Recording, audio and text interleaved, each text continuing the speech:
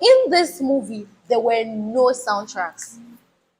Guys, they had a wedding scene, a Yoruba wedding, and there were no soundtracks. Hey, my lovely people, welcome back to my channel. This is Alima the Bed, and if you're coming here for the first time, you are most welcome. Guys, today we are going to be talking about one crazy movie, right? Guys, today we're going to be talking about Disconnect, the wedding planner. Guys, this movie is a mixture of Nollywood and I don't know what Kenyans call their industry, but yeah, Nigerians and Kenyans basically. So, but the movie is shot in Kenya, but they have just I think a scene or two in Nigeria, and then they all moved to Kenya. But I'm going to give you guys the whole breakdown, what to expect, you should watch it or not, and everything that the movie entails basically. Guys, let us start from what the story entails. But if you're new here, you're seeing my face for the very first time, you're seeing my channel for the first time, you're welcome. Please do click that subscribe button and watch this video till the very end, because I have so much to share with you guys. It's stories about a Kenyan man trying to plan a Nigerian wedding. So the story starts out with this guy talking to a potential investor who happens to be the Nigerian guy, telling him how he can help him plan his wedding and all of that. Now, he has no prior knowledge to event planning. He has not planned a wedding before, but suddenly, surprisingly, this Nigerian man and his wife, they are trusting him to plan their wedding. That is basically the story. And then, we found out, we know that this event planner of a guy, Otis, that's his name in the movie, he is a womanizer, and, he has this particular babe that he likes, and a bunch of stuff, and he has a group of friends, and they all come together to help him plan the wedding. It was shitty, it became okay. The story was just jam-packed, and it was shit. Guys, there are some words that naturally I would not use on a movie, but this particular one, my brains wanted to pop out, because I kept easing like every 10 seconds, because I was like, what exactly am I watching? Like, what exactly is the story? I did not get it. Like, literally, I could not even place it. So yeah, that's what the story entails. A typical human being, right? Entrust their wedding. They want a luxurious Yoruba wedding. Entrust it into the hands of someone that has never planned a wedding before, never planned an event before. I have never heard it in my life before. And now they come all the way down to Kenya for their Yoruba wedding. Make it make sense. And then, guys, I'm just going to jump right into everything, right?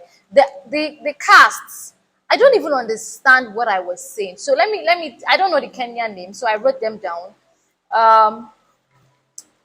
So for the cast, we have Pascal Tokodi, he plays Otis. We have Katherine Kamau, she plays TK, the girl Otis is in love with. We have Otanwa, we have Wale, we have Tope Tedela. Those are the Nigerians in the movie. Guys, and I'm even shocked that Wale Ojo plays the role he plays in this movie. Because, guys, guess what Wale Ojo is? Wale Ojo is a gossip husband. There are gossips. I don't get it. There are gossip husbands in this movie, right? Two men, the father of the bride and the father of the groom, they are gossip men. So while the movie is going on, while things are going on, they just come, they just show them, and they start talking. Oh, $10, these people are talking about this, or this is what is going to happen. My wife thought, and I was irritated. Like, how? Who read this script and thought that it was wise to bring this on our screens? So if you guys remember, I posted on my community post, I think when they dropped the trailer, that I was really looking forward to it, because what I expected, I expected so much for the movie, because when I saw the trailer, I was expecting, okay, it's going to be typical wedding planning, everything goes wrong, but they find their way around. It's rom-com, right? They find their way around it, and then this guy falls in love with this babe that he likes, or they figure out whatever love story they are in, right? That was what I was expecting. Imagine my shock. Guys, imagine my shock when I see people acting like they are child, like their children rather. Like, it was crazy, it was stupid, it was. Don't watch it. Just don't watch it. Like, you're literally going to be wasting an hour 40 minutes of your time if you sit down to watch this movie, because it was a total waste of my time. The acting was terrible. It was horrible, guys. I I could not sit through it. That was how bad it was. The cast, right? I don't really know much of the characters, right? Because I mean, there were a lot of Kenyans in the movie, and I'm not very familiar with a lot of Kenyan movies. But I do know Pascal Tokodi because I've seen him in a particular movie. I can't remember which movie. And he was not a terrible actor, but in this movie, he was the worst. He- Guys, it was the worst. I think my worst performance was he, the main character. So imagine when the main character is so terrible, what do you expect of the supporting characters? And then the progression of that story was just whack. At some point, I could not even remember who was who because they were so forgettable. They didn't have a story, there was no background. It was just all over the place on the surface. There was no plot, there were no themes. Nothing binds this movie together. I'm telling you, like literally nothing.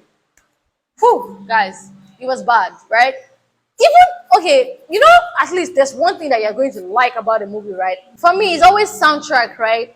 But in this movie, there were no soundtracks. Guys, they had a wedding scene, a Yoruba wedding, and there were no soundtracks. It was giving me the vibe of, when a YouTuber is trying to avoid copyright claim, right? You now go and look for beats from free sites. You now put it in your video. That was what they did for a wedding scene. A Yoruba wedding that did not have many Yoruba people. How? Like how?